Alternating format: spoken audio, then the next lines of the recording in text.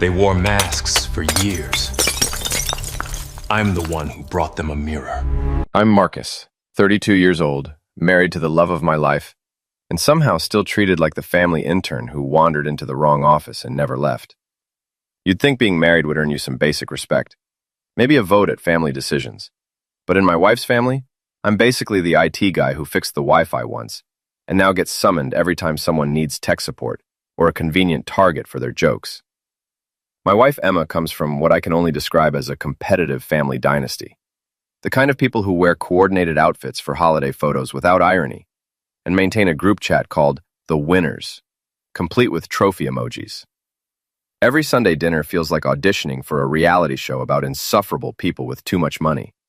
Her mother, Patricia, runs the show. Think of someone who could turn a pot roast into a weapon of psychological warfare. She doesn't just host dinners, she orchestrates them like military operations. Swan-shaped napkin holders, wine that matches her jewelry, and this look on her face that screams, "I can smell your credit score."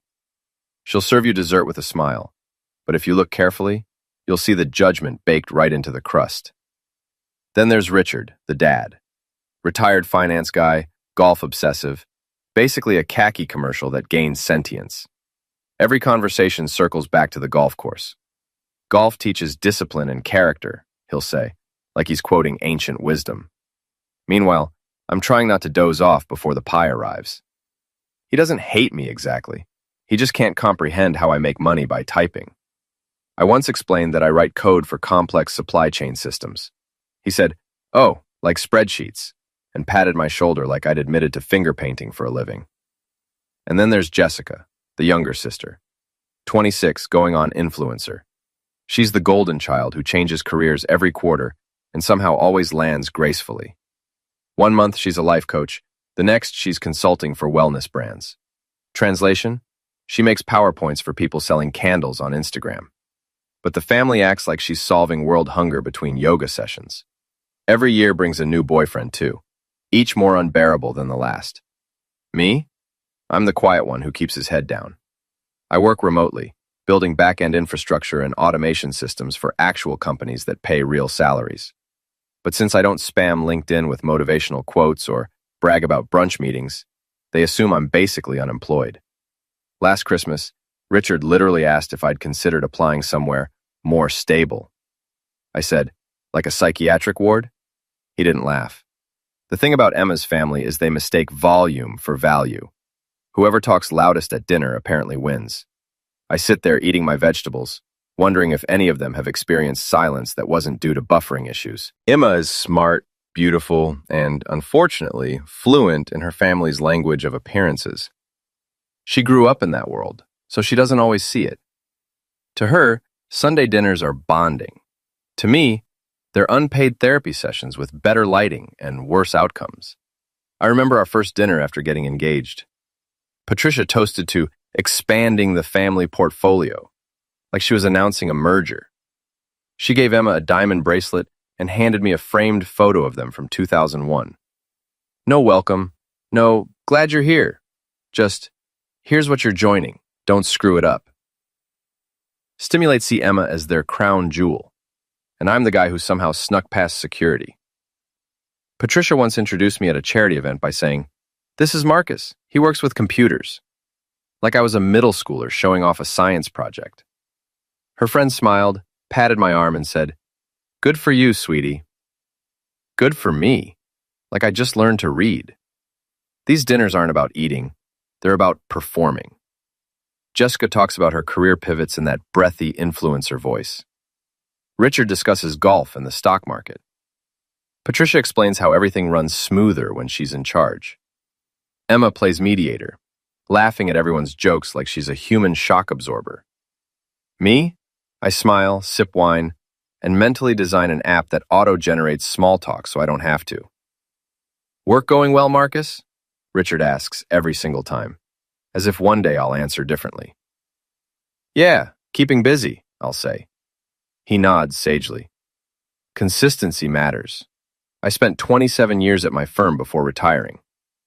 "Cool. I've spent 17 years with JavaScript," I reply. He blinks. "Is that a company?" No, Richard, it's a lifestyle. Patricia jumps in. Emma says you work from home. That must be lovely, taking breaks whenever you want. Sure, I say.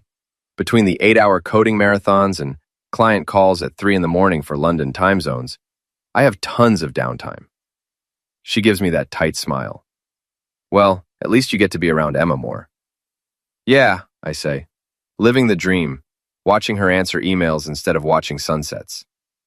The first time I tried being genuinely honest at one of these dinners, it went nuclear. Patricia asked if I thought Jessica's new skincare line was viable. I said, if her business model consists of selfies and affirmations, absolutely. You'd think I'd committed heresy. Emma kicked me so hard under the table my shin bruised for days. Now I play the silence game. Because in that family, speaking truth is like lighting a match in a gas station. You might illuminate things for 2 seconds before everything explodes. Last Thanksgiving, I sat between Richard and Patricia. Not ideal placement, but Emma said it would balance the energy. I think she meant contain the sarcasm. Richard spent half the meal explaining how golf mirrors life. It's about strategy, Marcus, he said, carving turkey like it owed him money. You can't just swing and hope. You need to plan every shot. Totally, I said. Just like marriage. Plan your swing carefully and pray you don't end up in the rough. He didn't get it. Emma elbowed me again. Jessica was filming her plate for social media. Grateful for family and abundance, she announced, while Patricia adjusted her camera angle because the potatoes look flat. Richard complained about someone moving his golf clubs. Emma kept texting under the table, probably telling me to smile more. And me? I was praying for dessert or divine intervention, whichever came first. At one point, Patricia turned to me. You know, Marcus, you're such a quiet presence in this family. I smiled. It's strategic. Makes people miss me faster. She blinked. How interesting. Yeah, I said. It's like fasting, but for conversation. After dinner, everyone moved to the living room for what they call family reflection time, code for post-meal gossip hour. I zoned out while Jessica showed off yacht photos from her latest boyfriend. Patricia bragged about hosting the next charity gala, and Richard launched into a TED Talk about inflation. I was thinking about my current project, developing a predictive algorithm for retail inventory that major firms were already trying to license. But in that house, mentioning tech is like admitting you practice witchcraft. When Patricia asked what I was working on, I paused and said, just staying sane. She laughed politely. You're so clever, which is rich coming from someone who once called sarcasm poor people's humor. Comprises tries to bridge the gap. She'll squeeze my hand under the table, whisper, just smile, and later tell me, they mean well. I always want to ask, do they? Or do they just mean control? But marriage is part diplomacy, part survival. So I show up, bring decent wine, compliment Patricia's cooking, and nod while Richard redefines economics as a morality tale. I even helped Jessica with her website once. Spent 18 hours building and hosting her entire e-commerce platform. She thanked me publicly on Instagram with, shout out to my brother-in-law for doing tech stuff. Tech stuff. 18 hours of custom code reduced to tech stuff. At the end of the day, I know who I am. I don't need validation from the Perfection Olympics. I'm not flashy or loud, and I don't measure success by square footage or follower counts. But I also know one thing. They underestimate me constantly. And that's the beautiful thing about being invisible in a family obsessed with appearances. People who overlook you never see you coming. The thing about Emma's family is they treat boyfriends like seasonal decorations. Every few months, someone new gets displayed at the dinner table, admired briefly, then quietly replaced after a conscious uncoupling Instagram post. So when Jessica announced she was bringing someone new to dinner, I didn't even blink. I just asked, what's his name? And how long until he needs therapy? Emma didn't appreciate it. Can you please behave this time, Marcus? She said, brushing her hair like we were meeting royalty. I'm always nice, I said. I'm practically a monk with Wi-Fi. She gave me the look, the one that says, I'm about to embarrass her again. Last time you asked Jessica's boyfriend if he had a real job or just an Etsy shop. To be fair, His business was literally called Manifest Abundance. I thought it was satire. This one's different, Emma said. He's in finance. Of course he is, I muttered. Nothing says stable relationship like a guy who says liquidity before dessert. Windshield, when I heard his name was Trevor, I could already picture him. There's a certain arrogance that comes with names like Trevor. They're the type who think reading one business book counts as an MBA. We arrived at Patricia's at exactly 6:04. Any later and she treats it like a war crime. Sure enough, she opened the door wearing pearls and disapproval. You're late. 4 minutes, I said. Yeah, she replied. That's late. Inside, the house gleamed with more crystal than a Vegas gift shop. And there he was, Trevor. The man looked like he lived on a yacht and used hair gel as a personality. His suit probably cost more than my car payment. When he smiled, I swear the stock market bell rang in the distance. Marcus, my man, he said, extending his hand like we were negotiating a hostage situation. I've heard so much about you. None of it true, I hope, I said, gripping back just enough to remind him I'm not made of tofu. He laughed that loud, performative laugh. Sophie tells me you're a tech guy. Love that. Innovation, you know? I'm in finance myself. Hedge fund work, portfolio optimization, the whole deal. Fallback jazz. The favorite song of every man who thinks Excel is art. Patricia beamed. Isn't that wonderful? Finally, someone who understands business. Yeah, I said. Finally. Dinner started with the usual choreography. Patricia interrogating everyone like a federal agent. Richard blessing the food like it was a quarterly earnings report. And Jessica performing her relationship like it came with sponsorship deals. Tell us about your hedge fund, Trevor, Richard said. Trevor leaned back, radiating buzzwords. We specialize in diversified asset management, leveraging predictive analytics to optimize cross-sector liquidity exposure. Even Richard paused mid-bite. So, stocks? Trevor grinned. Stocks, crypto, futures, private equity. We're disrupting traditional models. There it was. Disrupting. The word every fake entrepreneur uses when they can't explain what they actually do. That's impressive, Patricia said, eyes glittering like she'd just married her daughter to a Fortune 500 CEO. Thank you, ma'am. It's all about mindset. You have to believe in your success. Emma mouthed, "Don't," at me. But I did. So, Trevor, when you say believe in your success, is that before or after taxes? The table chuckled nervously. Trevor didn't. Ha, funny. But I pay plenty of taxes. Comes with making real money. Patricia's smile twitched. Marcus, be polite. I am, I said. Just trying to understand. Finance confuses me. 1 minute you're diversified. Next minute you're arrested. Even Richard smirked. Emma's foot found my shin. Trevor tried to recover. Maybe we'll collaborate someday. Maybe, I said. But I charge in actual currency, not vibes. He blinked. Jessica rushed to rescue him. Anyway, we met at a leadership conference. The conversation continued. Trevor mentioned working with big tech startups. I asked which ones. He got vague. When he suggested I should pivot into finance, I nearly laughed. Tech's great and all, but finance is where real money lives, he said. Men like us should always push for more. That's why I married Emma instead of her sister, I replied. The table went silent. Richard coughed into his napkin. Trevor chuckled nervously. You've got jokes, huh? I'm a software engineer, Trevor. Debugging people is part of my skill set. He smirked. You know, tech's fine, but real power's in finance. That's where decisions happen. Good to know, I said. When I build the software that replaces your job, I'll remember to be gentle. Emma's hand clamped on my thigh like a seatbelt. Patricia cleared her throat. Dessert, anyone? As Patricia fetched pie, Trevor leaned toward me. I like you, Marcus. You remind me of my interns. Thanks, I said. You remind me of pop-up ads.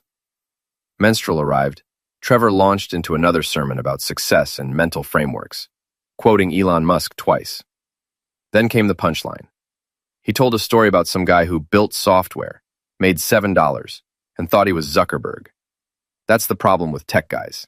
They live in fantasy land. Whatever laughed. Everyone except me. Emma's laugh sounded forced. Even Patricia chuckled. Richard shook his head like it was wisdom. Trevor looked right at me. You ever try something like that, Marcus? I smiled, polite and deadly. Once made $9. Inflation, you know. Pity chuckles followed. Trevor smirked. Well, at least you've got backup options. I know someone who teaches coding to high schoolers. The table erupted again. I laughed too, quietly. Because what they didn't know was I just signed a 7-figure contract with a global firm that Trevor's company was desperately trying to impress. Sometimes silence isn't surrender. It's strategy. I raised my glass. To thriving. Trevor clinked his against mine, grinning like someone who didn't realize he'd just walked into his own punchline. By Friday, my phone buzzed with another summons from Patricia. Dinner Sunday, 6 p.m. Dress appropriately. No emoji, no warmth. Just orders. Maybe we should skip it, I suggested to Emma.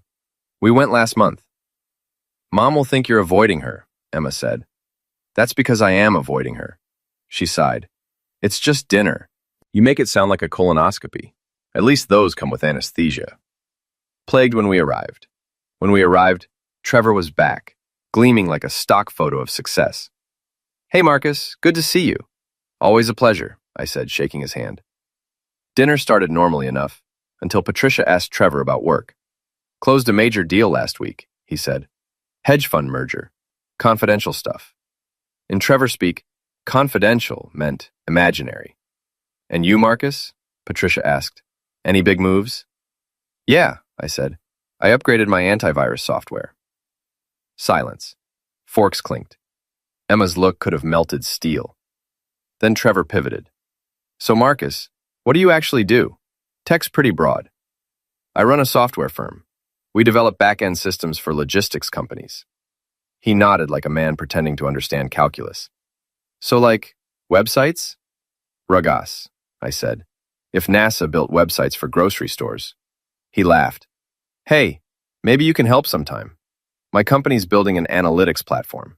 We're looking into tech integration, back-end algorithms, that stuff. Really? I asked. What's it called? He grinned. Flowstream or something. Still in talks, though. My fork froze. Flowstream? My company. Interesting, I said slowly. And your firm's acquiring it? Yeah. My team's handling negotiations. Should close soon. Big deal for us. I looked at Emma, who was blissfully unaware she'd just entered an episode of Irony Theater. Then I looked back at Trevor. Flowstream, I repeated. Funny. I know that company. Trevor smirked. Oh yeah? You invest in tech? Something like that, I said, pulling out my phone. I opened my email and scrolled to the acquisition confirmation, where my name sat clearly above the title. Marcus Chen, CEO, Flowstream Technologies. His smile faltered. You okay? I asked casually. Yeah, just didn't realize you were involved. Oh, I'm very involved, I said. We've been negotiating with your firm for months. Funny, no one mentioned you. Patricia looked between us. Wait, you're the CEO? Since 2019, I said. We specialize in predictive logistics, not websites. Richard gave a low whistle. Jessica looked at Trevor. You said you were handling the deal. I am, he stammered. Just not directly. GMT. Ah, I said. So you're like the spiritual handler, manifesting synergy? Frank actually laughed. I saw Emma bite her lip to keep from smiling. The rest of dinner went quiet. Trevor suddenly had nothing to say. Jessica stared at her plate. And me? I just kept eating, smiling like a man who'd finally found air conditioning after hours in hell. When we said goodbyes, Patricia actually hugged me. Aaron, congratulations. You never mentioned how successful your company was. You never asked, I said, smiling. Trevor extended his hand. No hard feelings, man. I shook it. Of course. And if you ever need back-end help, I know a guy. Relinquar, Emma exhaled. You just had to do that. Do what? Tell the truth? You embarrassed him. Correction, I said. He embarrassed himself. I just turned on the lights. The following weekend, we were back at Patricia's because apparently, weekly emotional dodgeball is mandatory. The moment we walked in, I could tell it was going to be intense. Trevor was there again, which meant life doesn't love me that much. Dinner started with the usual small talk until Richard asked, "How's that acquisition going, Trevor? Flowstream, was it?" Trevor's fork froze. "Oh, it's good. Normal delays." "Really?" I asked innocently. "I thought it closed last Thursday." Retched, his eyes flicked to me. "Oh yeah, that's what I meant. Closed Thursday." "Congrats," I said, raising my glass. "It's great when people learn about their company's milestones from other people." Emma kicked me under the table. But Trevor wasn't done. "You know, Marcus, it's inspiring that you run your own business. Takes guts. Most startups fail." "Ah, yes," I said. "Thanks for the warning. Luckily, my company's already profitable, which is more than I can say for most stories." Jessica's fork hit her plate. "Marcus, could you not?" "Just clarifying," I said. "Hate for misinformation to spread." That's when Trevor went for it. "Funny story," he said. "A coworker once tried launching an app, made like $7, called himself an entrepreneur. Reminds me of..." He looked right at me. "You, Marcus. Didn't you start small too?" The room erupted with laughter. Jessica giggling, Patricia covering her mouth, Richard smirking. Even Emma laughed nervously. I laughed too, quietly, calmly. Because the trick with narcissists is letting them think they're winning before you hand them the bill. "Yeah, I started small," I said. "But the difference is, I finished big." Trevor's smirk faltered. "What's that mean?" "It means I didn't have to fake achievements to impress people at dinner." The laughter died instantly. "So tell me, Trevor," I continued smoothly, "when you said you handled the Flowstream deal, did you mean you read about it on Twitter? Or did you make coffee for the people who did the actual work?" Richard choked on his wine. Patricia froze. Jessica turned red. Trevor tried to recover. "Wow, you've got a mouth on you." "Thanks," I said. "It's called confidence. You should try it sometime, preferably in a job interview." The air in that room could have been sold as premium tension. Jessica stood abruptly. "I think we're done here." Trevor followed, muttering about unprofessional behavior. The door slammed. Silence. Then Patricia spoke. "Marcus, that was incredibly rude." "Was it?" I said. "Because I thought honesty was a virtue around here." "You embarrassed him," she said. "He embarrassed himself," I replied. "I just didn't cover for him." Relinquitas was torn between pride and fury. "You could have been nicer." "I could have," I said, "but then he might have thought I respected him." Patricia sighed dramatically. "You don't understand social grace." "No," I said, standing. "I just understand what it means not to worship frauds." Richard looked at me and grinned. He was kind of full of it. "Richard," Patricia snapped. "What? He was," Richard said. "Man talked more buzzwords than financial news." For the first time ever, I actually liked the guy. We left early. Patricia didn't even offer dessert, which in her world is excommunication. In the car, Emma whispered, "You couldn't just let it go?" "Nope," I said. "Letting things go is for yoga instructors and guilty politicians." Melts. By Monday morning, my phone was vibrating like an angry beehive. The family group chat, the winners, was exploding. Patricia, "Marcus, that dinner was unacceptable." Jessica, "You're toxic." Richard, "Was the chicken dry?" Patricia, "Richard." Emma, "We'll talk later." I tossed my phone aside. "Technology connecting people," I muttered. Emma was getting dressed. "You could at least respond." "I did," I said, "by not responding. That's communication too. Peaceful communication."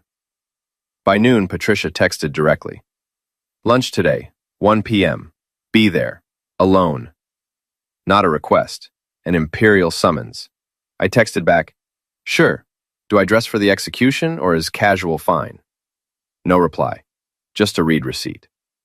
At 1 p.m. sharp, I arrived at Le Jardin, a restaurant so pretentious it probably charged for breathing. Patricia was already there, sipping water with lemon and judgment. "Marcus," she said with that politician's smile, "thank you for coming." "My pleasure," I said. My therapist said I needed more emotional challenges. Restrictions. She didn't laugh. The waiter came over, visibly terrified. 2 salads, Patricia said. No dressing for me. Ranch for him. Wow, I said. Telepathy. Impressive. Restrain her napkin. Marcus, we need to discuss your behavior. You humiliated Trevor in front of everyone. That reflects poorly on this family. Right, I said. The real issue isn't that your daughter brought a fraud to dinner. It's that I noticed. Rinse pursed.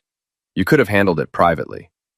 Oh, like how you handle things privately by sending group texts with passive-aggressive inspirational quotes? Her eyes narrowed. You think this is funny? I think it's tragic, I said. A whole family more concerned with appearances than truth. You could trademark denial. Shirts, she leaned forward. Marcus, our family has a reputation. Richard's colleagues, my charity connections. We can't afford drama. Then stop inviting it to dinner, I said. The waiter arrived with salads, looking like he'd wandered into a hostage situation. Patricia poked her lettuce. Families like ours thrive on unity. We present a united front. You're not a family, I said. You're a PR campaign. She froze. Excuse me? You heard me. You care more about optics than honesty. It's not unity, it's image control. And I'm tired of being the scapegoat because I don't play along.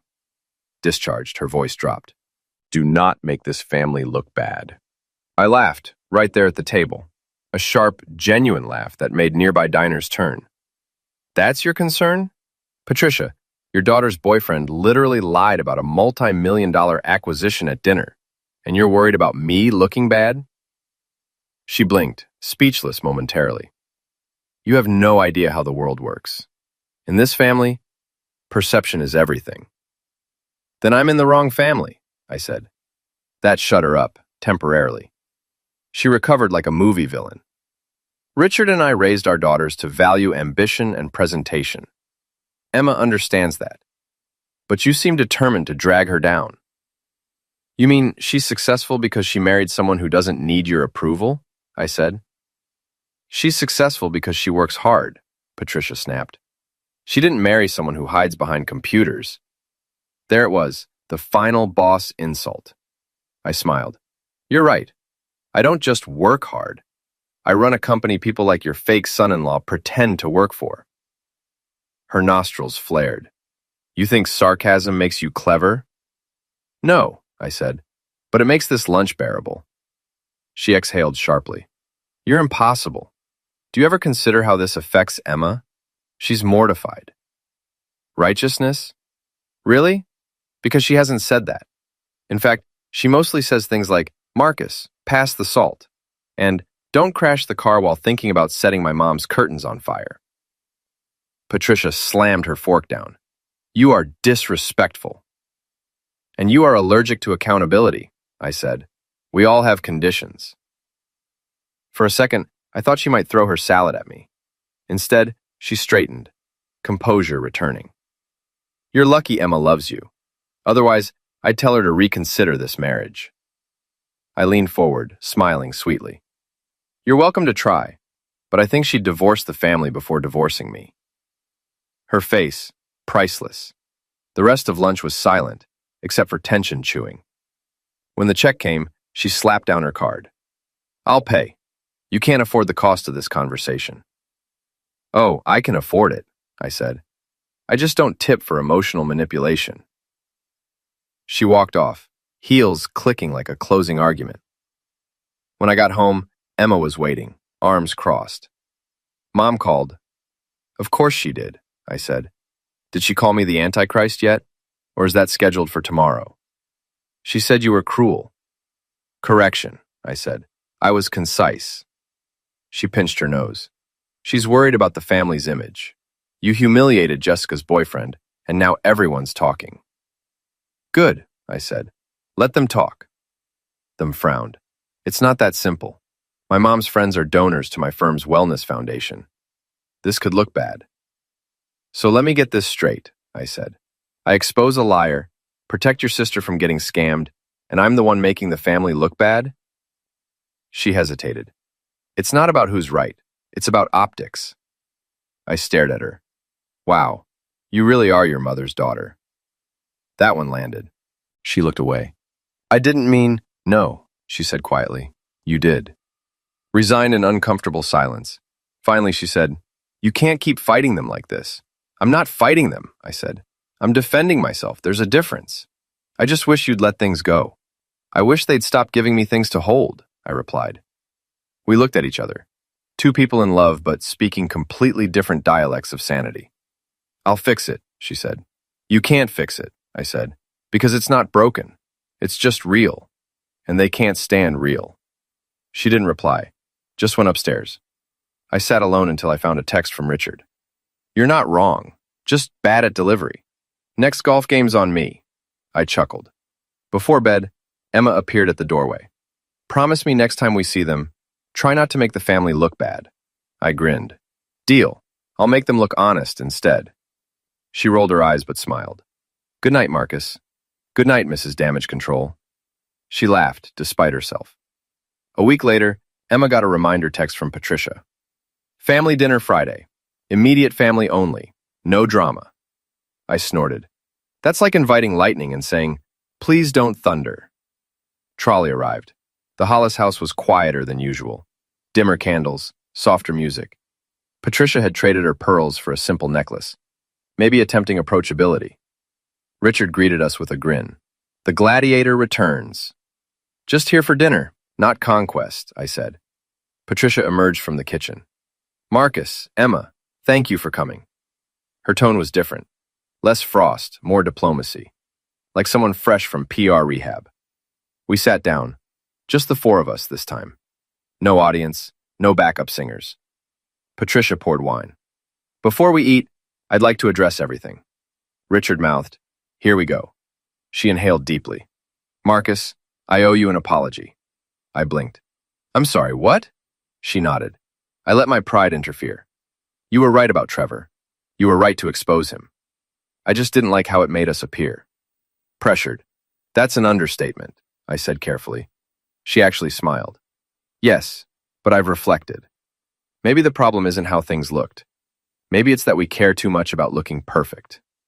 Crimson raised his glass. Hallelujah. Emma's eyes widened. Mom, did you just agree with Marcus? I did, Patricia said.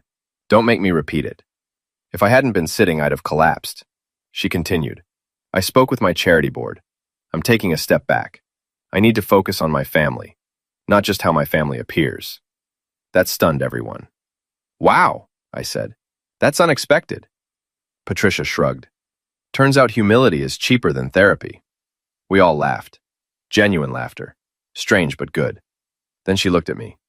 And Marcus, I'm proud of what you've built. You've done well. I stared, half expecting a prank show to appear. Did Richard spike your wine?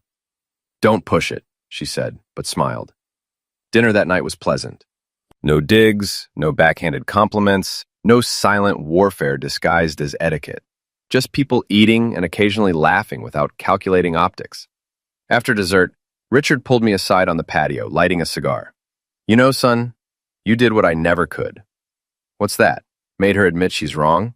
I grinned. Careful, she might hear. He chuckled. Worth the risk. We clinked glasses. For once, it felt like real peace. When Emma and I got home, she collapsed on the couch. I don't believe it. My mom actually apologized. I think you broke her programming. Don't give me too much credit, I said. She's still version 1.5, the beta version of humble.